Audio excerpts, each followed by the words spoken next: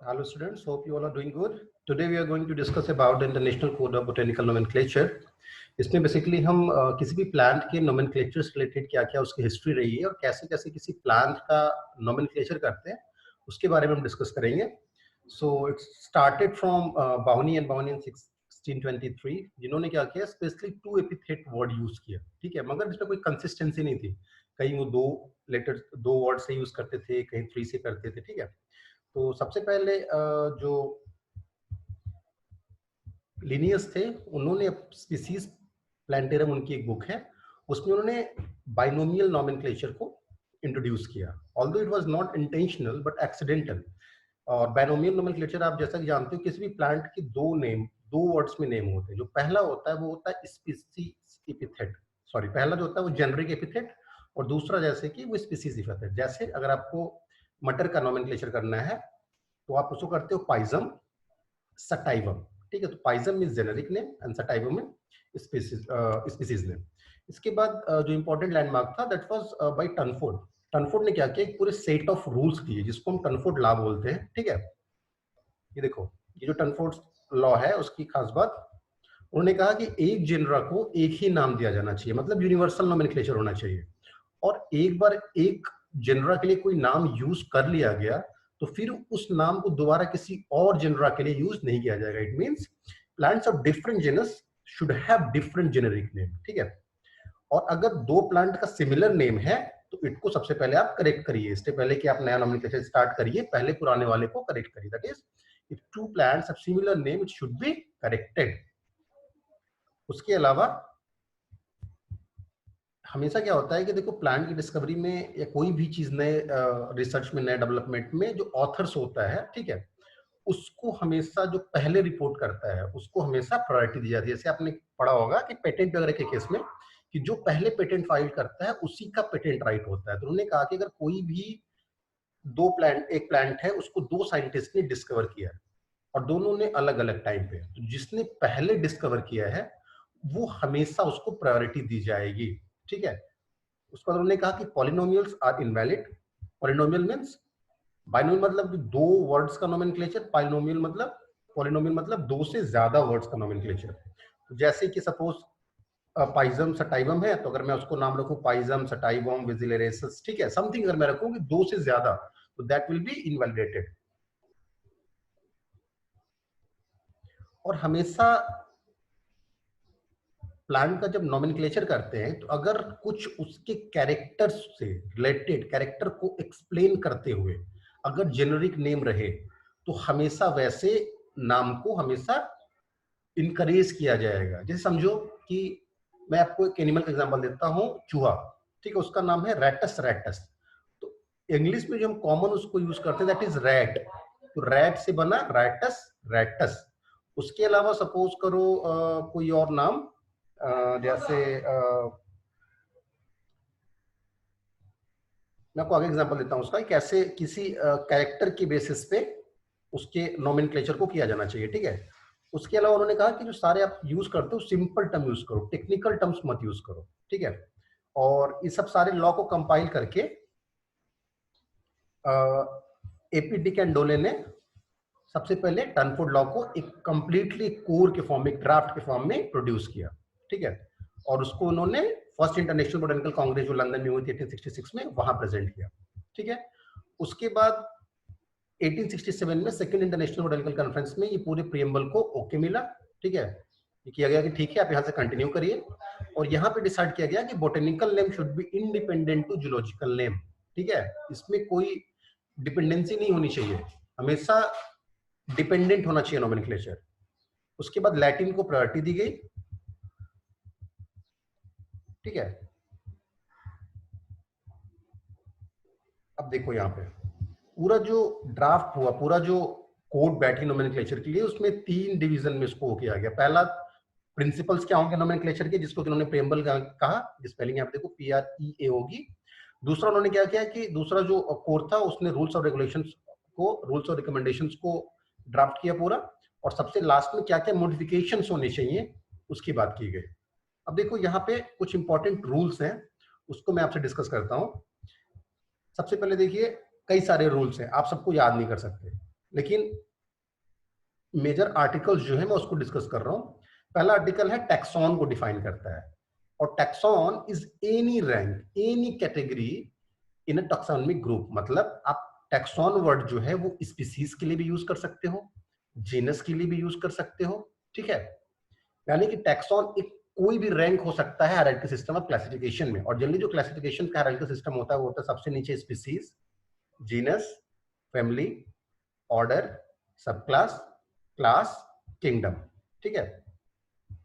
Article 2 ये कहता है कि जो स्पीसीज होगा वो सबसे लोएस्ट रैंक होगा, जैसे कि मैंने बताया कि स्पीसीज, जीनस, ऑर्डर, फैमिली, ठीक है। और यहां देखो सीक्वेंस दिया हुआ है कि रैंक क्या होगा, कैसे टैक्सॉन का रैंक रखा जाएगा। सबसे पहले स्पीसीज नीचे से, यानी कि ऊपर तक हम चले, सबसे पहले किंगडम जैसे प्लांट किंगडम, ऑर्डर जैसे मालवेल्स ऑर्डर, तीसरा फैमिली जैसे मालवेसी, उसके बाद जीनस जैसे मालवेस्ट्रम या हिबिस्कस, स्पीसीज सिनेंसिस। तो सबसे जो लोएस्ट रैंक होगा वो होगा स्पीसीज, और सबसे लार्जेस्ट रैंक जो होगा वो किंगडम। इसका सीक्वेंस आप याद रख लेना, species, genus, family, order and kingdom, ठीक है। और इन्होंने कहा कि अगर और ज्यादा कॉम्प्लेक्स है ये, इसमें एक ऑर्डर में ही इतनी डाइवर्सिटी है कि आप एक फैमिली में नहीं इनकॉर्पोरेट कर पाओगे, तो उसको आप छोटे छोटे पार्ट्स में डिवाइड करोगे और आप प्रीफिक्स सब यूज करोगे, जैसे सब family. Order of rank unchangeable, मतलब आप इसको इसी सीक्वेंस में हमेशा यूज करोगे, कभी भी स्पीसीज से पहले जीनस नहीं आएगा, कभी भी फैमिली से पहले जीनस नहीं आएगा, ये सीक्वेंस ऐसे ही चलेगा। तो सबसे इंपॉर्टेंट जो आर्टिकल्स थे दे वर रिलेटेड टू टाइपिफिकेशन, जो आर्टिकल 7 to 10 है, ठीक है। ये आपके टाइपिफिकेशंस के बारे में डिस्कस करते हैं, और ये जो टाइपिफिकेशन है ये हमेशा फैमिली के ऊपर यूज करते हैं।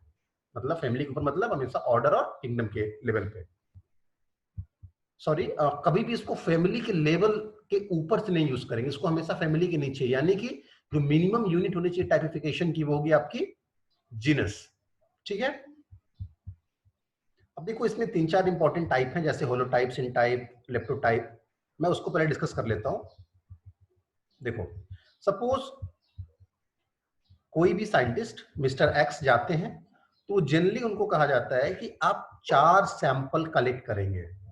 जनरली अब सपोज कोई प्लांट ही एक ही वहां पे एग्जिस्ट कर रहा है, काफी रेयर प्लांट मिल ही नहीं रहा है, तो उस केस में अलग बात है।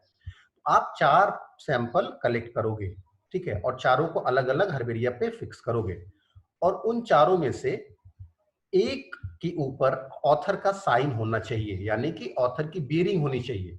ऐसा सैंपल जो ऑथर के साइन को बियर करता है उसको बोलते हैं होलोटाइप। और अदर देन होलोटाइप जो बाकी के 3 बचते हैं सैंपल, उसको हम बोलते हैं आइसोटाइप। अगर ऑथर क्या करे कि एक ही हर्बेरिया पे चारों प्लांट को अटैच करके उन चारों को कंबाइंडली साइन करे, तो ऐसे टाइप को हम बोलते हैं सिन टाइप, ठीक है। यहाँ पे देखो होलोटाइप, आइसोटाइप, सिन टाइप, ये आपका क्लियर होना चाहिए। होलोटाइप मतलब प्लांट का specimen bearing author signature, isotype all those samples other than holotype, or syntype when author sign all the 4 collected sample। देखो यहाँ पे लिखा हुआ है holotype which bear signature of authors need to be submit in herbarium immovable, मतलब एक बार कहीं पे ये प्लेस कर दिया गया तो फिर इसको वहां से मूव नहीं किया जाएगा। सपोज मैंने कोई प्लांट डिस्कवर किया एक्स, उस पर मैंने अपना साइन किया, ठीक है, 4 मैंने सैंपल उसके बनाए, एक पे साइन किया, दैट विल बी होलोटाइप। अब उसको मैं ले जाके किसी भी हर्बेरियम में, सपोज बीएसआई हावड़ा में ले जाके उसको मैं डिपॉजिट कर दूंगा। एक बार जब मैं डिपॉजिट कर दिया होलोटाइप को, तो वो होलोटाइप लाइफ लॉन्ग वहीं तक रहेगा। उसको आप उठा के फिर कहीं और किसी घर में या किसी और जगह, किसी और हर्बेरिया में या किसी और लोकेशन पे शिफ्ट नहीं करोगे। दूसरा देखो isotype, specimen apart of holotype, ठीक है। जैसा कि ऊपर आपको मैंने दिखाया था, ये देखो होलोटाइप के अलावा बाकी के तीनों सैंपल आइसोटाइप। अब देखो लेप्टोटाइप, लेप्टोटाइप इज सपोज जो बाकी के 3 आइसोटाइप हैं उनमें से मैं किसी एक टाइप को, किसी एक सैंपल को यूज करूं अपने आइडेंटिफिकेशन के लिए। सपोज मैंने वो जो तीनों आइसोटाइप है वो रखे हुए हैं, मैं दोबारा कहीं जाता हूँ, प्लांट कलेक्ट करके लाता हूँ, या कोई दूसरा वर्कर प्लांट कलेक्ट करके लाता है, तो वो मैच करेगा ना कि वो उसी स्पीसीज से सेम है कि नहीं। तो वो आइसोटाइप का सैंपल, जैसे वो 3 थे ए बी सी समझो, अगर मैं ए को यूज करूं या बी को यूज करूं या सी को यूज करूं for the purpose of identification, then that isotype will be known as leptotype। को नियो टाइप। ठीक है, नियो टाइप का मतलब नाम से क्लियर है, नियो मीन्स न्यू। अब सपोज करो वो जो होलोटाइप हमने बना के रखा था वो खो गया। ठीक है, तो अगर ओरिजिनल होलोटाइप के खो जाने पर किसी जो बाकी के 3 आइसोटाइप हैं उसको हम यूज करने लगे एज अ होलोटाइप, तो that sample that type will be known as neotype. देखो सपोज ये होलोटाइप है, ये खो गया या डिस्ट्रॉय हो गया, कुछ भी ऐसा हो गया, मतलब अब अवेलेबल नहीं है।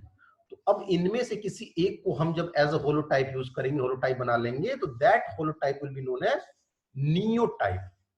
Isotype when used as holotype is known as neotype. ठीक है, अब देखो टोपोटाइप है। टोपोटाइप मतलब specimen collected at various time from the same locality. जैसे यहाँ पे सपोज करो कि कोई हिमाचल में प्लेस है लाहौल स्पीति। ठीक है, अब मैं गया वहां से, मैंने एक्स यूज किया, लाके सैंपल बना लिया, फिर मैं 10 साल बाद जाके फिर वही एक्स की स्पीसीज को लाके कलेक्ट करूं, फिर कुछ साल बाद जाके एक्स को कलेक्ट करूं। ये सारे जो सेम स्पीसीज के वेरियस टाइम फ्रेम में लोकेटेड टाइप है उनको हम बोलेंगे टोपोटाइप। ठीक है, सिनटाइप में आपको बता चुका हूं, या कोटाइप जब ऑथर सिर्फ होलोटाइप के बजाय बाकी चारों के चारों प्लांट सैंपल पे अपना साइन रखे।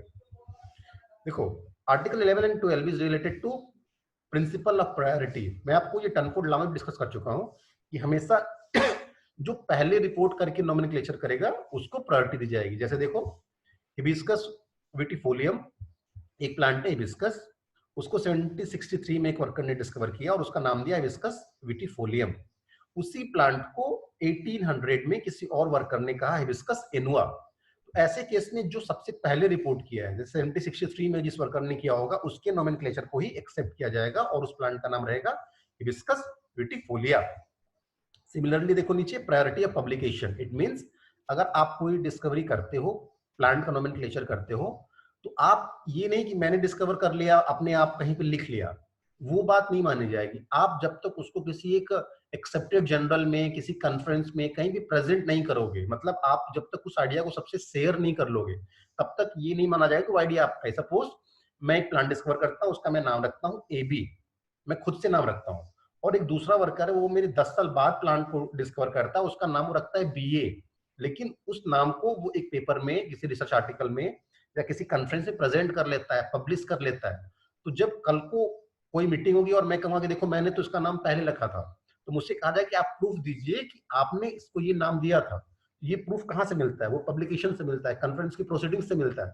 ऐसे केस में जो सबसे पहले उस चीज को पब्लिश किया होगा, कॉन्फ्रेंस के प्रोसीडिंग में पब्लिश किया होगा, उसको हमेशा प्रायोरिटी दी जाएगी। जैसे लिखा हुआ है priority of publication means finding should be validly published and date of earliest publication will be given priority. Article 14 is related to conservation of name, it means एक बार जो नाम किसी स्पीसीज को या जेंडर को दे दिया गया वो कंजर्व रहेगा, उसको आप किसी और फॉर्म में, किसी और के केस में नहीं यूज कर सकते। और article 16 name of taxa of family will be automatically typified, ये उतना इंपॉर्टेंट नहीं है।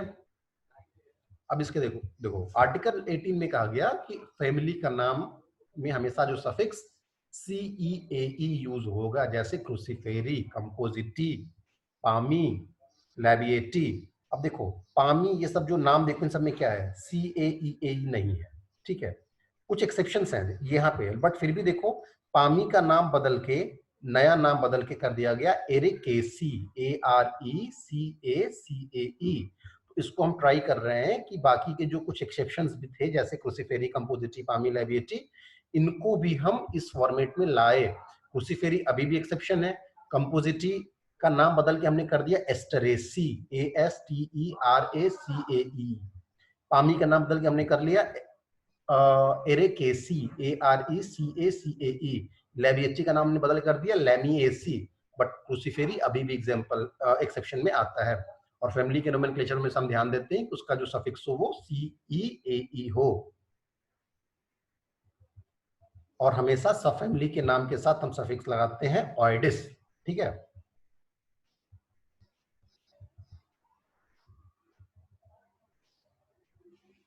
कभी भी आप जीनस के नाम को सिंगल वर्ड से नहीं रिप्रेजेंट करोगे, मतलब there is nothing called mister A in botany. आप हमेशा प्लांट का नाम रखोगे तो वो सिंगल वर्ड्स के बजाय मल्टीपल वर्ड्स का होना चाहिए, जैसे हिबिस्कस जैसे कॉक्सीनिया, जैसे टेक्टोना।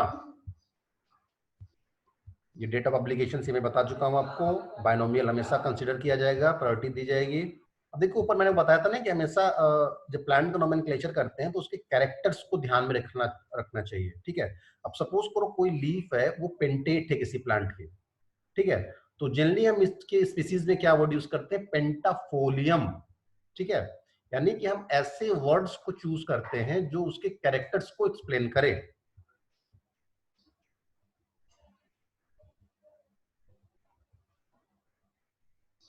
ये देखो ये पूरे वैलिडिटी ऑफ पब्लिकेशंस और नोमेनक्लेचर रिलेटेड है कि हमेशा जेनरिक नेम को आईसीबीएन के अकॉर्डिंग ही रखा जाना चाहिए। अब देखो यहाँ पे साइटेशन की बात की गई। साइटेशन मतलब होता है कि जब कोई भी काम आपने पब्लिश कर दिया और कोई ऑथर आपके काम को कॉपी कर रहा है या आपके काम को क्रेडिट दे रहा है तो उसको बोलते हैं साइटेशन, ठीक है। और साइटेशन के समय के लिए देखो कुछ अलग अलग रूल्स हैं। ये देखो रूल्स क्या होता है ना कि वेरी करता है, बट जनरली क्या होता है कि कुछ ये जो आईसीबीएन में जो रिसेंट उनका मीटिंग हुआ था मेलबर्न में, वहां पे ये डिसाइड किया कि आप जैसे लीनियस के लिए सिर्फ एल वर्ड यूज करोगे तो भी ये सफाइस करेगा, एपिडिक एंडोले के लिए एडी करोगे तो भी हो जाएगा, या कुछ लोग बोलते हैं कि हम सिर्फ जैसे कुछ रूल्स हैं कि डी भी यूज कर सकते हो आप, ठीक है। हुकर के लिए हुक कर लो, जेडी हुकर के लिए हुक एफ कर लो, ठीक है। देखो आर्टिकल 62 टू 72 कहते हैं कि कब रिजेक्ट कर दिया जाएगा आपके नोमेनक्लेचर को। Name should be rejected if cause of persistent homonyms, tautonyms. देखो टोटोनिम्स क्या होता है कि जब जेनरा का नाम और स्पीसीज का नाम दोनों सेम हो। ये टोटोनिम जूलॉजी में तो अलाउड होता है, जैसे रेटस, रेटस, ठीक है, यानी कि जो जेनरा का नाम वही स्पीसीज का नाम। बट प्लांट के केस में टोटोनिम अलाउ नहीं होते। हमेशा जीनस का नाम अलग होना चाहिए, स्पीसीज का नाम अलग होना चाहिए। ऑटोनिम्स, ऑटोनिम्स क्या होता है जब एक ही प्लांट्स के दो नाम हो, जैसे ये प्लांट है इसका नाम ए भी है इसका नाम बी भी है, ऑटोनिम्स नहीं अलाउड है आईसीबीएन के केस में, प्लांट नोमेनक्लेचर में। सिनोनिम्स नहीं यूज करते, जैसे सपोज करो mister A with in bracket alias mister B, यानी ए का नाम है कुछ लोग उसको बी के नाम से भी जानते हैं। प्लांट के केस में ऐसा नहीं होगा, जो नाम है वही नाम रहेगा। ये इंपॉर्टेंस थे। और सबसे इंपॉर्टेंट क्वेश्चन ये, हम आईसीबीएन नोमेनक्लेचर करते क्यों हैं, तो जो हमारा रैशनल है वो है to secure the uniform and stable system of nomenclature. So this was all about your nomenclature of plant ICBN। इसके नोट्स ऑलरेडी वेबसाइट में अपलोड कर दिए।